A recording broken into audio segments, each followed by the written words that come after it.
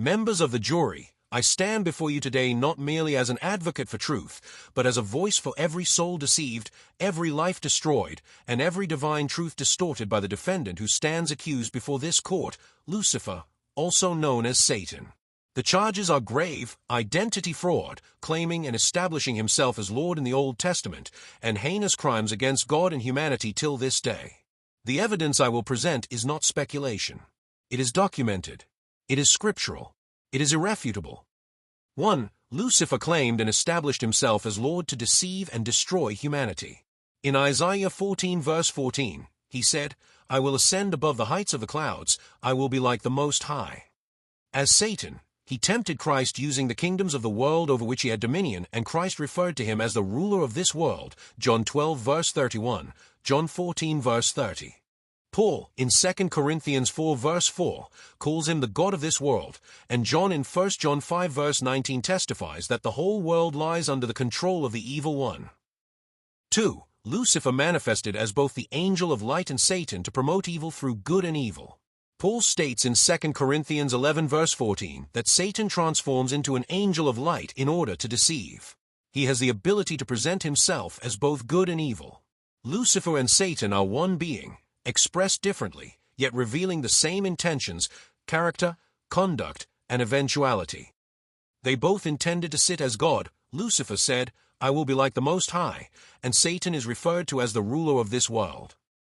They are both cunning, presenting conditional earthly rewards or blessings and curses. They are both sinful and violent.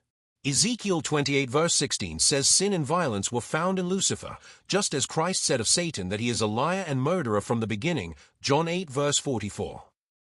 Finally, both had access to heaven and were thrown out. Ezekiel 28 verses 16 to 19, Job 1, and Revelation 12 verse 9 show that Lucifer and Satan once accessed heaven but were cast out. What is striking is that this character and conduct of Lucifer or Satan appear consistent with that of the destructive Lord in the Old Covenant, marked by conditional covenants, promises, rewards, and curses, starting from the Genesis 2 creation account. The Lord established a system of works of the flesh that brought death and disaster into the world, a system based on fear instead of faith, on condemnation instead of grace, and on performance rather than belief in God. There is compelling evidence of the cunning Lord in the Old Testament and Satan working in partnership. In the Genesis 2 creation account, the Lord made the pleasant tree of the knowledge of good and evil that brought death, and the cunning serpent that deceived Eve and executed judgment. Adam was separated from the tree of life. This separation was the threatened death. The entire setup in the Garden of Eden was pro-death. In Egypt, this partnership appears again when Moses' staff turned into a snake, and later in the wilderness when serpents attacked the people and a bronze serpent became their means of salvation. David's census, which reveals the same duality, the inciting agent is the Lord in 2 Samuel 24 but Satan in 1 Chronicles 21, yet both describe the same event that led to the death of over 70,000 Israelites. In Job 1, the Lord draws Satan's attention to Job, resulting in destruction and loss. Later, in Job 41, the Lord speaks proudly of Leviathan, a creature symbolic of Satan, and their relationship or covenant.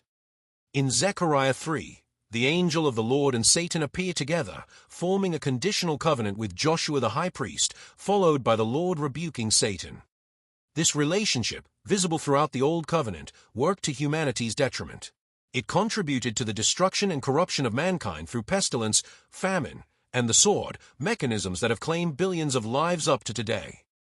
Thus, we conclude that Lucifer is Satan, presenting himself as both good and evil, explaining the good and evil nature attributed to Adam after the fall.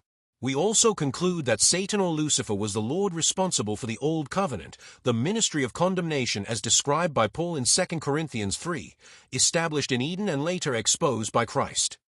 The cunningness, sin, and violence found in Lucifer in Ezekiel 28 are mirrored in Satan and in the destructive actions attributed to the Lord in the Old Testament, much like the story of Mordecai who stood for Christ and the divisive Haman who stood for Lucifer. Esther 7 verse 6 identifies Haman with these words. And Esther said, "The adversary and enemy is this wicked Haman." We also note that this ministry of condemnation existed side by side with the ministry of grace from Genesis onward. God established a kingdom of grace where he works for humanity. Satan created a kingdom based on works of the flesh, enlisting mankind to labor to their detriment. Lucifer caused humanity to lose its true identity in Christ. We were created in the image of God, reflecting the fruit of the Spirit, being patient, kind, gentle, forgiving, and long-suffering. Yet through countless laws, standards, and expectations, both written and unwritten, we have been conditioned to assume different characters to earn rewards. This deception has led humanity away from its original likeness to God.